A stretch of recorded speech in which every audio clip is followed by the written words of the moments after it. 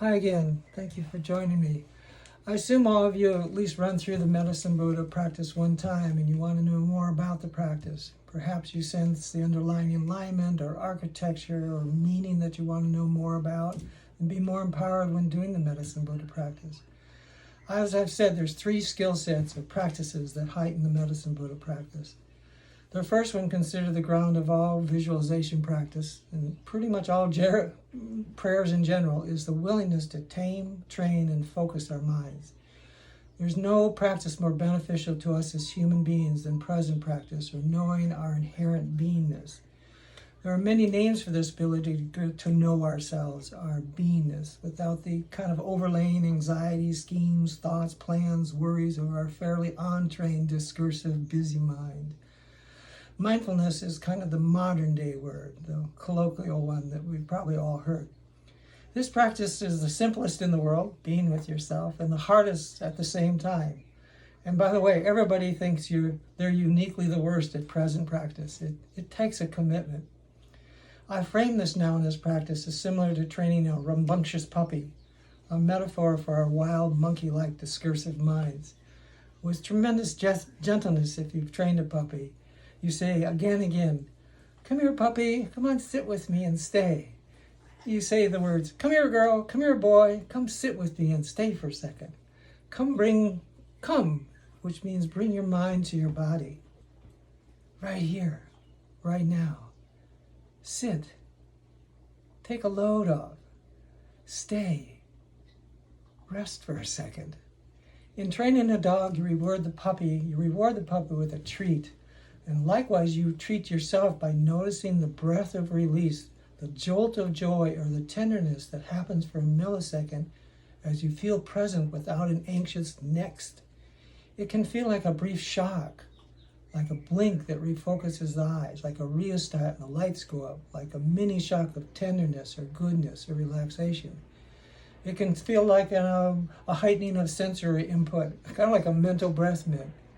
You come. Sit, stay. Just with yourself, which is beingness, which is generally not accessible because we're always having some anxious next or planning or scheming. You treat yourself with the positive reinforcement of knowing your own peace, relaxation, millisecond by millisecond.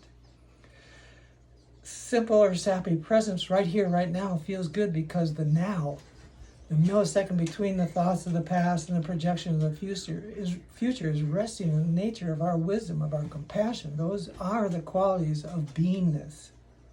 There it is again, your inherent health. There it is again. And at first, being without thinking and incessantly talking to ourselves is actually foreign territory, even subtly threatening. One has a tendency to make taming the mind a workout, a difficult training, an insurmountable goal. The motivation to be able to continue present practice is you give yourself the sugar, the treat that's inherently there before the next thought. You have to notice it, meaning the poignancy of present. Come, sit, stay. Oh, how nice. At first, maybe we're too busy in our minds. A recent study says we think 60,000 thoughts a day. That's one every 1.44 seconds.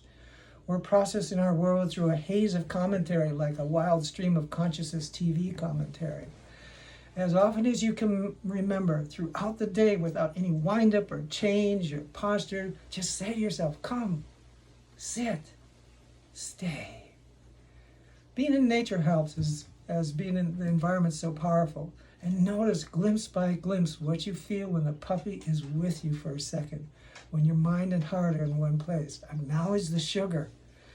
Next, try starting every morning for a short 3 to 5 minutes with the gift of an appreciation shower. I call it a mind happiness shower.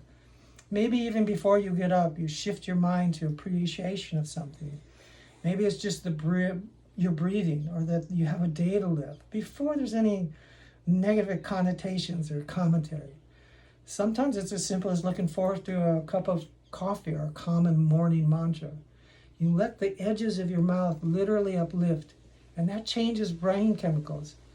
Maybe you start this laying down, as I said, and you waken, you sit up, and you give yourself a shower of presence, of simple, profound appreciation. I do this more formally by sitting up tall, my eyes are closed.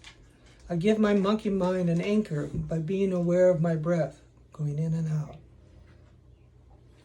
I let my heart be grateful for something small, large, or nothing specific at all. You sit with your body, your breath, and you take a mental appreciation of shower of mental appreciation. You give your heart and mind the same hygiene of brushing your teeth in the morning. You make this a habit. You start your day with this, and you remind yourself through the day, come, sit, stay. You'll perhaps maybe want to know this inherent joy space more often. You may want to find you practice this more because you get to start to see you feel better, lighter through your day. There's apps and hundreds of places available now to learn present practice, colloquially, as I said, called mindfulness. The key is feeling or acknowledging that your innate beingness is a fun place to hang out. It feels good, uplifted. As far as a prelude to Medicine Buddha, this presence is described as your fundamental health, your inherent treasure, your sanctuary of health and goodness. This understanding, this experience of your inherent beingness health is the background of what you're saying when you say the first line in the practice. I take refuge in the sacred space of my inherent wisdom and compassion. I take refuge in the sacred space of my inherent wisdom and compassion. The more you experience that, feel that experience of health, the more you can help others. Healing starts at home by knowing your own healthiness before any yabba or smarty complaint or cynicism. The first empowerment is trusting your own ability to feel kindness to yourself because you can feel beingness or joy when you drop the split-second commentary, the judgment in our heads. I've often said, again, the reason you do this is you enjoy your life more. You're happier. You're happier when you're present. It's the way you're built. Again, thank you for sharing. We'll go on to your lineage now. Aloha.